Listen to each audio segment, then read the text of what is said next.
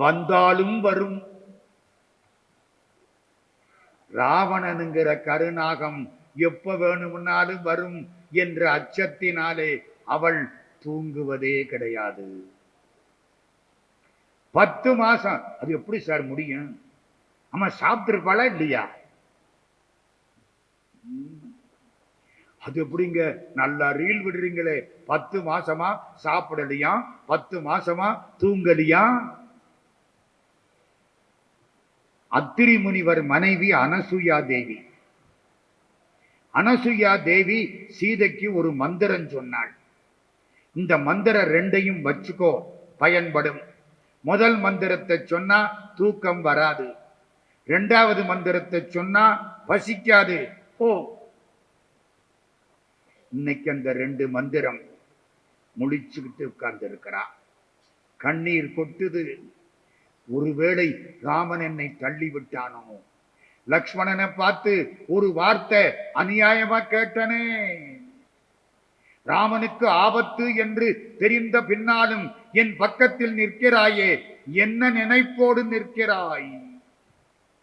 கேட்டனே. அந்த லக்ஷ்மண மனசு என்ன பாடுபட்டிருக்கும்? ஒருவேளை அதனால் ராமன் என்னை துறந்து விட்டானோ?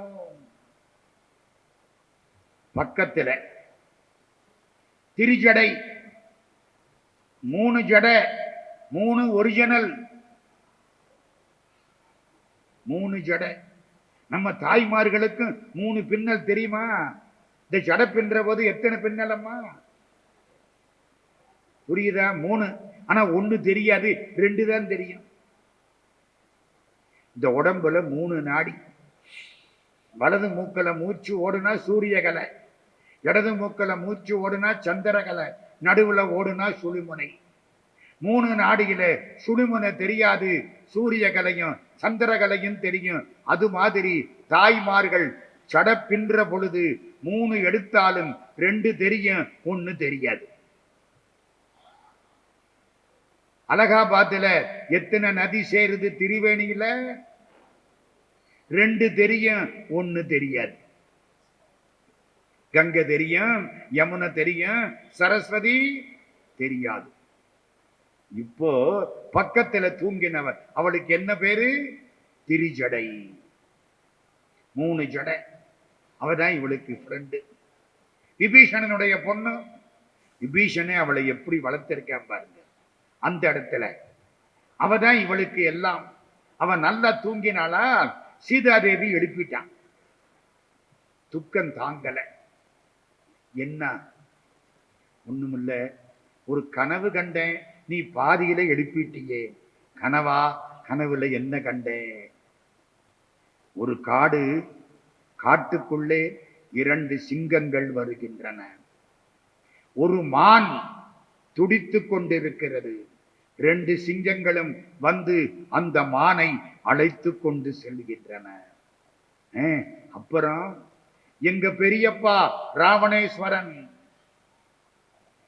தலையில எண்ணெயை தேய்ச்சிக்கிட்டு, சிவப்பு ஆடையை கட்டிக்கிட்டு, கழுத மேல ஏறி தெற்கு நோக்கி போகிறான்.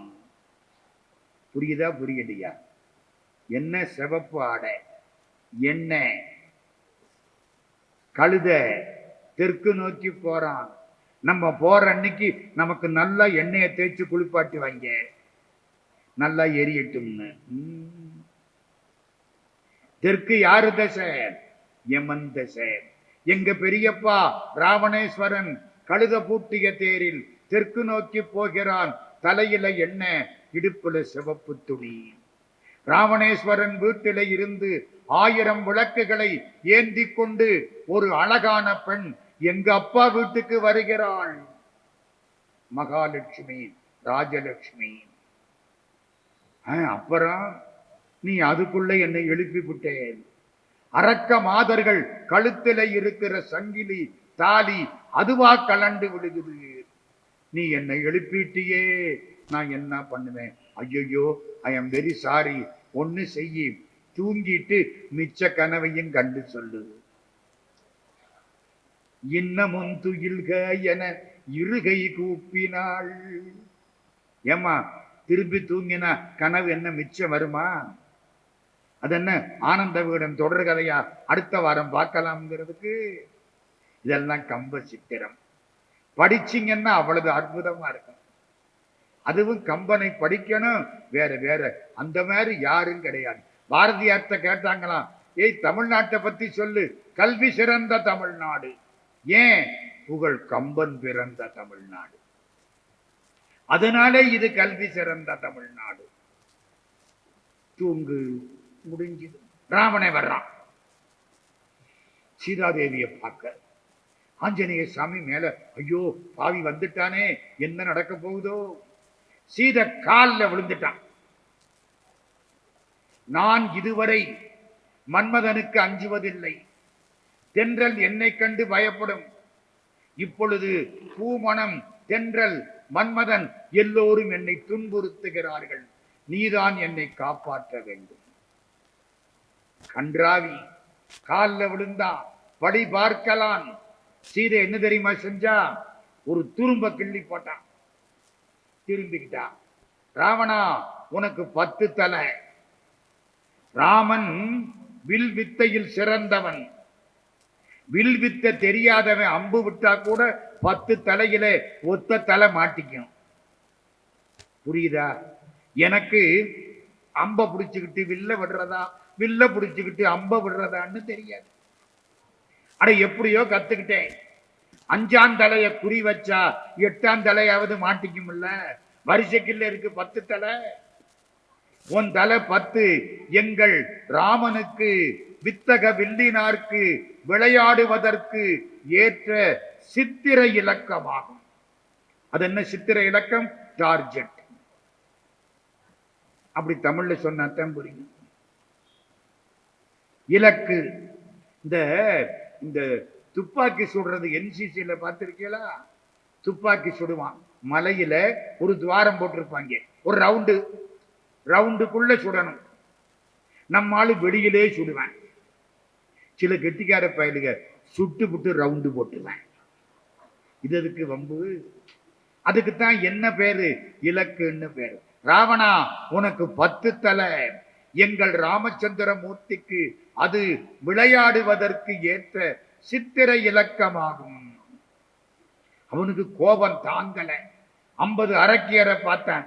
இவ ஒத்து வரலன்னா உங்களை சாப்பிட்டு விடுவேன்ட்டு போயிட்டான். மேல உட்கார்ந்து இருக்காரு ஆஞ்சநேய சுவாமி. எல்லாரும் தூங்கணும். ஒரு மந்திரம் போட்டார். எல்லாரும் தூங்கிட்டாங்க. விபீஷணன் பொண்ணு அவளும் தூங்கிட்டான். சீதாதேவியை மட்டும் இந்த மந்திரம் பாதிக்க கூடாது. சீதை மட்டும் உட்கார்ந்து இருக்கிறான். எல்லாம் தூங்கிட்டாங்க. மனசு ஓடுது. அன்னைக்கு ராஜ்யத்தை உனக்கு கொடுக்கிறேன் அப்படின்னு தசரதர் சொன்னாரே, அப்போ ராமன் மகிழவும் இல்லை. ராஜ்யம் உனக்கு இல்லை, காட்டுக்கு போ அப்படின்னு கைகேயி சொன்னாலே, அப்போ ராமன் வருந்தவும் இல்லை. மெய்த்திருப்பதம் மேவென்ற போழ்தினும் இத்திரு துறந்து ஏகென்ற போழ்தினும் சித்திரத்தின் அலர்ந்த செந்தாமரை ஒத்திருக்கு முகத்தினை உண்ணுவாள். மனசங்க ஓடு. அதையெல்லாம் நினைக்கிறான். ஐயோ, அது என்ன தெரியுமா? பிரிஞ்சு இருக்கிற போதுதான் அம்புட்டு நினைப்புக்கு வரும். சைக்காலஜி எல்லாம் நினைப்பு வருது. காட்டுக்கு போ சொன்ன பொழுது நாங்கள்லாம் வெளியில வந்தோமே, அப்போ ராமச்சந்திர மூர்த்தி எல்லாருக்கும் நன்கொடை பரிசு கொடுத்தார். வள்ளல். கொஞ்சம் தாமதமா போச்சு. ஒரு பிராமணர் வந்தார். என்ன வேணும்? நான் எல்லாம் கொடுத்துட்டேன், இருந்தாலும் பரவாயில்ல, இந்த கோலை வச்சுக்கோ, இந்த கோலை வீசு. இந்த கோல் எவ்வளவு தூரத்துல போய் விழுகுதோ அது வரைக்கும் உள்ள பசுமாட்டு கூட்டத்தை பூரா நீ எடுத்துக்கோ சொன்னது ராமர். அந்த பிராமணர் என்ன பண்ணார்? உடனே கோலை வீசல, ஓடி வந்து வீசினாராம். ஏன்? ஓடி வந்து வீசினாத்தான் ரொம்ப தூரத்துல போய் விழுகும். அப்பத்தான் நிறைய பசுமாட்டு மந்தை கிடைக்கும். ராமன் சிரிச்சானா. ஏன் சிரிச்சான்? சக்கரவர்த்தி திருக்குமாரன் இவ்வளதையும் விட்டு விட்டு சன்னியாசியா போயிட்டு இருக்கிறேன். நீ இதுக்கு ஆசைப்பட்டு இப்படி ஓடி வந்து இந்த பசு கூட்டத்துக்கு ஆசைப்படுறியே. சிரிச்சானாம். சிரிச்சதை நினைச்சு இப்பொழுது அழுகிறாள். கடைசி ஒரு சிந்தனை, நாம் உயிரோடு இருக்கக்கூடாது. ஏன் கூடாது? ஒருவேளை அயோத்திக்கு போன பின்னால் நீ ராவணனுடைய ஊரில் இருந்தாய், எனவே இல்புகத்தக்கலை வீட்டுக்குள்ளே வரக்கூடாது என்று சொன்னால் என் கற்பினை நான் எப்படி இழைத்து காட்டுவேன்? நான் கற்புக்கரசின்னு எப்படி சார் நான் நிரூபிக்க முடியும்? இல்புகத்தக்கலை என்னில் யானுடை கற்பினை எப்பரிசு இழைத்து காட்டுகேன். ஆதலால் இரத்தலே அறத்தினாறு. செத்து போய்விடுவோம். எப்படி சாகலாம்? மரம் மேல ஒரு கிளை, ஒரு பெரிய வால் மாதிரி ஒரு கொடி தொங்குது. கொடியை எடுத்து கழுத்துல மாட்டிக்கிட்டா, இருந்த இடத்துல இருந்து குதிச்சா முடிஞ்சு போயிடும். எந்திரிக்கிறான்.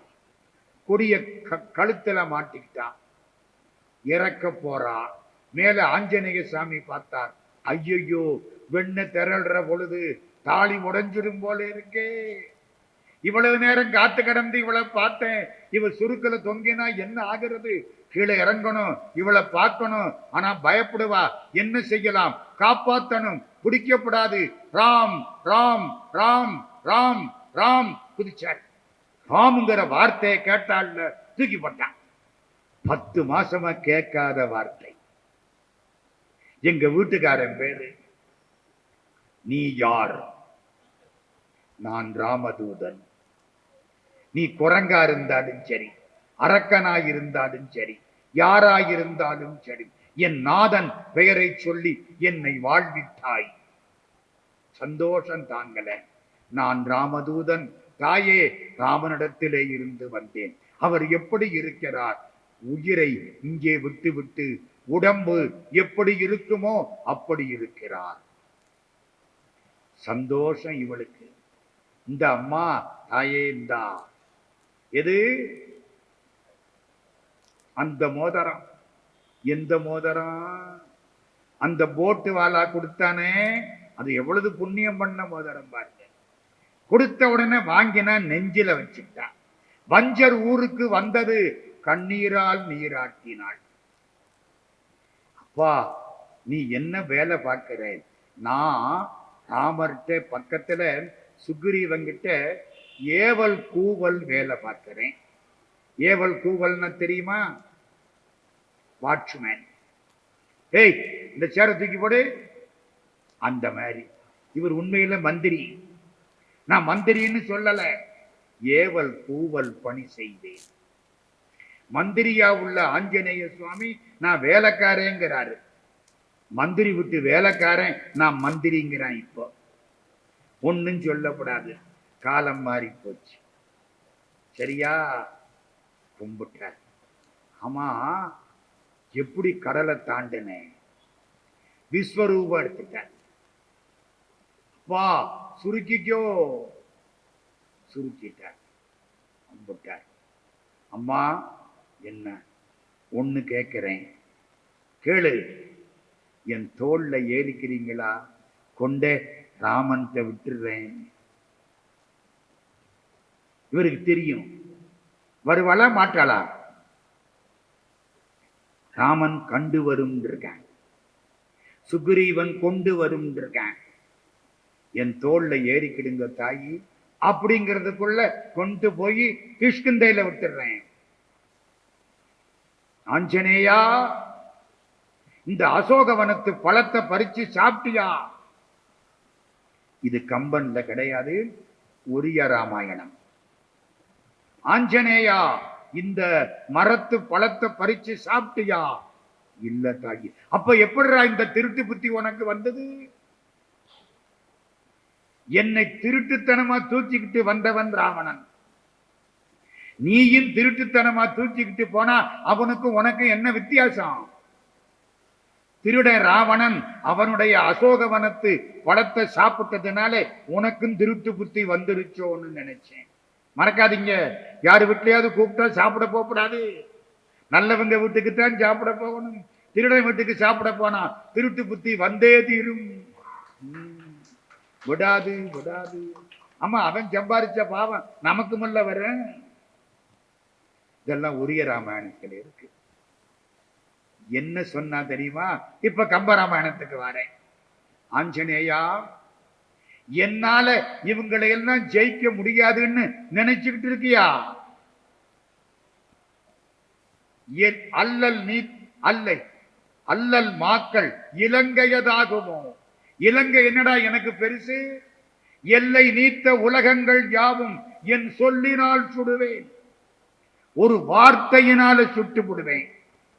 ராமனுக்கு சுக்ரீவன் வேணும், அங்கதன் வேணும், வாலி இது ஆஞ்சநேயன் வேணும், நமக்கெல்லாம் வேண்டாம். ஒரு வார்த்தையினாலே இத்தனை பேரையும் சுட்டு விடுவேன். ராவணன், கும்பகர்ணன் எல்லாரையும். அப்ப ஏமா 10 மாசமா சுடாம இன்னும் தோசையா சுட்டுக்கிட்டு இருந்த? கேட்பானா இல்லையா? கேட்கல. பார்த்தான், பதில் சொல்றான். நான் ஒருவேளை அப்படி இவர்களை வெற்றி கண்டு வருவேனே, ஆனால் ஊர்ல உள்ள மக்கள் என்ன சொல்வார்கள்? ராமன் மனைவியை ராவணன் தூக்கி கொண்டு போனான், அவள் வெற்றி கண்டு வந்து விட்டாள். இந்த ராமனுக்கு கையில வில்லு, இது எதுக்கு? கோதண்டம், வெறுந்தண்டம் சொல்லுவாங்களா மாட்டாங்களா? அதனாலே நான் அடக்கி கொண்டிருக்கிறேன். அல்லல் மாக்கள் இலங்கையதாகுமோ? எல்லை நீத்த உலகங்கள் யாவும் என் சொல்லினால் சுடுவேன். அது தூயவன் வில்லின் ஆற்றலுக்கு மாசு என்று வீசினேன். ஆமா, முடிச்சிடுற நேராச்சு. ஆஞ்சநேயன் ஏன் இப்படி கேட்டான்? அவனுக்கு தெரியுமில்ல வரமாட்டாள்னு. ஏன் கேட்டான்? கெட்டிக்காரன். இப்ப சீதை சொல்றா, ஆஞ்சநேயா, இன்னும் 1 மாசம் இங்கே இருப்பேன். அதுக்குள்ளே ராமன் வந்து ராவணனை வென்று என்னை அழைத்து கொண்டு செல்ல வேண்டும். 1 மாசம் ஆயிட்டா கங்கை கரையில் எனக்கு எள்ளும் தண்ணீரும் இறைக்க சொல். சீதை இறக்கிறாள், மாமியர் மூவருக்கும் வணக்கம் சொன்னாள் என்று அயோத்தியில் சென்று எங்கள் அத்தைமார் மூவருக்கும் இறக்கக்கூடிய சீதையின் வணக்கத்தை சொல். இன்னும் 1 மாசம் இங்கே இருப்பேன். ஆஞ்சநேயனுக்கு சந்தோஷம். அப்பாடா சாமி, உங்களுக்கு இன்னும் புரியல இல்ல? ஆஞ்சநேயன் என்ன தெரியுமா நினைச்சான்? நம்ம பாட்டுக்கு போயிட்டா இவ திருப்பியும் சுருக்கு போட்டுக்கிட்டாள்னா, இந்த தற்கொலை பண்ணிக்க நினைக்கிறானே, ஒரு தரம் காப்பாத்திட்டா திரும்பவும் நினைப்பாங்க. அந்த 1 செகண்ட் விட்டாச்சுன்னா போயிடும். இப்ப இதுக்காகத்தான் இந்த வார்த்தையை போட்டேன். அவ என்ன சொன்னா? இன்னும் 1 மாசம் இங்க. அப்பாடா சாமி, 1 மாசம் இருப்பா, அதுக்குள்ள நாங்க வந்துருவோம்டா அப்பா. அப்ப சாக மாட்டான். அதுக்காக இந்த வார்த்தை. எல்லை நீத்த உலகங்கள் யாவும் என் சொல்லினால் சுடுவேன். முடிஞ்சது. சூடாமணின்னு தலையில வச்சிருந்தான், எடுத்து கொடுத்தான். இதை கொண்டே கொடு. அப்புறம் ஒரு வார்த்தை என்ன? காட்டுக்கு வர்ற பொழுது காடு தொடங்கல, அப்பவே காடு வந்துருச்சான்னு நான் கேட்டேன். அது எனக்கு தெரியும், ராமனுக்கு தெரியும். சுமந்தரன் எங்களை விட்டுட்டு போன பொழுது நான் சுமந்தரன் கிட்ட என் தங்கச்சிமார்கிட்ட சொல்லி நான் வளர்த்த கிளியை பத்திரமாக பார்த்து கொள்ள சொல்லுங்கள் அப்படின்னு சொன்னேன். முதல் இரவு ராமனும் நானும் படுத்து கிடக்கிறோம். அப்போ நான் ராமனை பார்த்து என்னுடைய கிளிக்கு ஒரு பெயர் வையுங்கள் அப்படின்னு சொன்னேன். ராமன் என்னுடைய கிளிக்கு கைகேகி என்று பெயர் வைத்தார். அதை ஞாபகப்படுத்து. புரியுதா? அப்பத்தானே தெரியும். இல்லாட்டி யாரோ ஒரு ராட்சசிய போய் பார்த்துட்டு வந்துட்டான்னு தோணும். எல்லாம் முடிஞ்சது, புறப்படுறான். ஓ, அதுக்குள்ள அவசரமா இந்த ராவணனை போய் பார்த்துடணும். எப்படி பார்க்கிறது? அசோகவனத்தை அழிச்சான். ராவணனுக்கு உயிர் அசோகவனம். 5 சேனாதிபதிகளை அனுப்பிச்சான். ஆஞ்சநேய 5 வரையும் தேய்ச்சிட்டான். லட்சக்கணக்கில் சேனை அழிஞ்சுது. ராவணன் புள்ள அக்ககுமாரன் அவன் வந்தான், அவனையும் தேய்ச்சாச்சு. என்னடா ஒரு குரங்கு இவ்வளவு காரியம் பண்ணுதே. இந்திரஜித்தனே வந்துட்டான். பெரிய அஸ்திரம் பிரம்மாஸ்திரம். பிரம்மாஸ்திரம் ஆஞ்சநேயனை கட்ட முடியாது, ஆனாலும் கட்டுப்பட்ட மாதிரி நடித்தான். பிரம்மாஸ்திரத்தால கட்டி ஆஞ்சநேயனை இழுத்துக்கிட்டு போய் ராவணன் சபையில விட்டாச்சு. ராவணன் கேட்கிறான், நீ யார்? தேவேந்திரனா, பிரம்மாவா, திருமாலா, சிவபெரு? இல்லை, நீ சொல்லக்கூடிய அவர்களெல்லாம் இல்லை. அந்த சிறியவர்களுக்கு நான் வேலைக்காரன் இல்லை. அடியப்பா, அப்ப யாரு? நான் வில்லியின் தூதன். யார் அந்த வெள்ளி? ராமன். ஆடாச்சே, அவனு போய் இவ்வளவு பெரிய ஆளுன்னு சொல்லிவிட்டே. அந்த ராமன் மனிதன் இல்லை.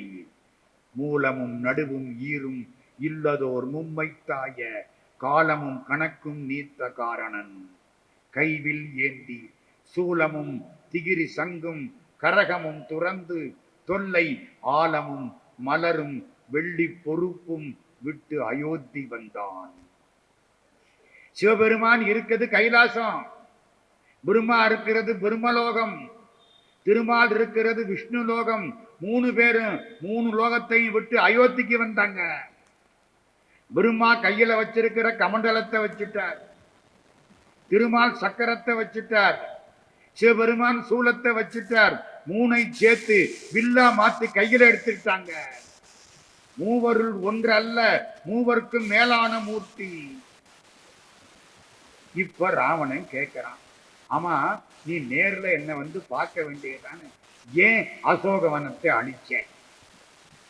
உன்னை காட்டுறதுக்கு ஆள் கிடைக்கல, அதனால அழிச்ச.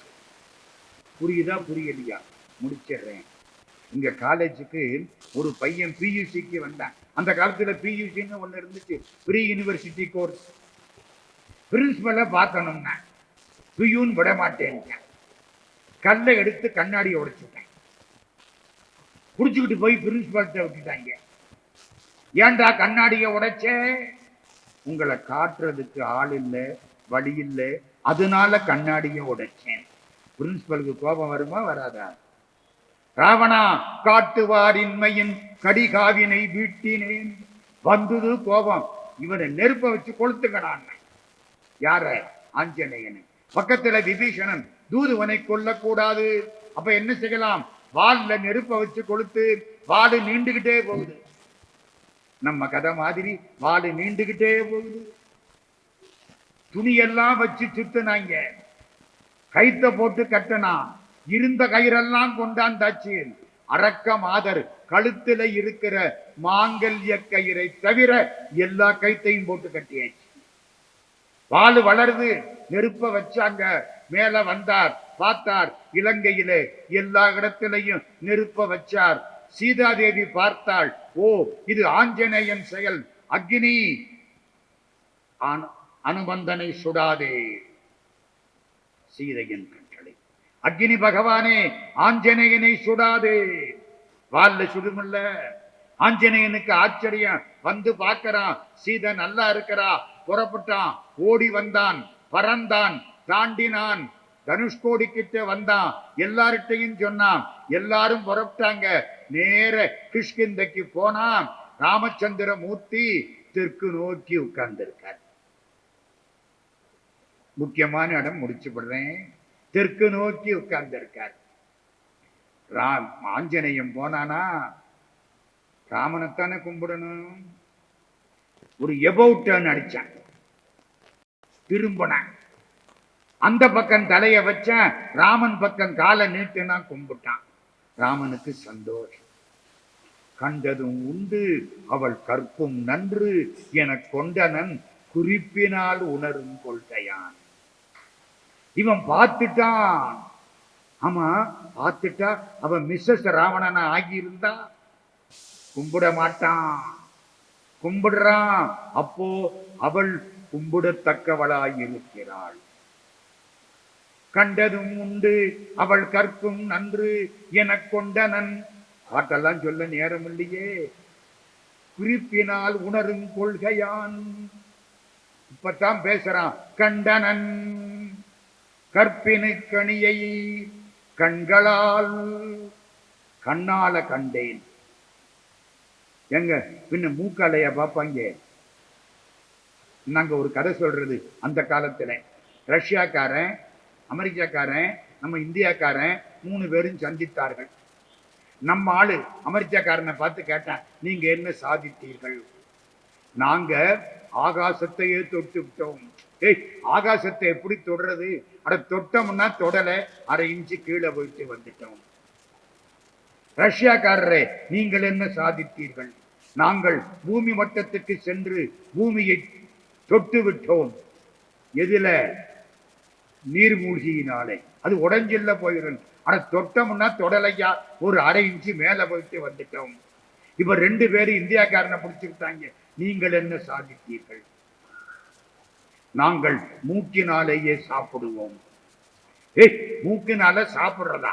உங்க ஊர்ல வாய்க்கு சாப்பிட சோத்த காணா? ஆமா, எங்க சாப்பிட்டு காட்டு. இது வாய் இல்ல. ஆமா, மூக்கினால் என்றால் மூக்கினால் அல்ல, மூக்கிற்கு அரை இன்ச்சு கீழே சாப்பிட்டு விட்டோம். நீ எப்படி ஆகாசத்துக்கு அரை இன்ச்சு கீழே போனியோ, நீ எப்படி பூமிக்கு அரை இன்ச்சு மேல போனியோ, நாங்கள் மூக்கிற்கு அரை இன்ச்சு கீழே சாப்பிட்டோம். நீ உருப்படவே மாட்டேன்ட்டு போயிட்டாங்க. அது வேற கதை. எங்க அப்ப சாப்பிடுறதுன்னா வாயினால தானே சாப்பிடுவோம், காண்பதுன்னா கண்ணால தானே காண்போம். ஏன் கண்டனன் கற்பினு கனியை கண்களால்னா ஏன் தெரியுமா? ராமா, நீ சீதை இப்படி இருப்பாள்னு சொன்னேன். நான் அதையெல்லாம் வச்சு ஒரு உருவம் போட்டேன். அங்க போய் பார்த்தேன், 10 மாசம் சாப்பிடல, தூங்கல. அவ அடையாளமே மாறி போச்சு. பக்கத்துல போனேன், அவ கண்ணை பார்த்தேன். ராமா, கண்ணுக்குள்ள ஒன்ன பார்த்தேன். அவதான் சீதைன்னு கண்டுபிடிச்சு விட்டேன். வீட்டுக்காரனுக்கு கணவன் பேர். கண் அவன்.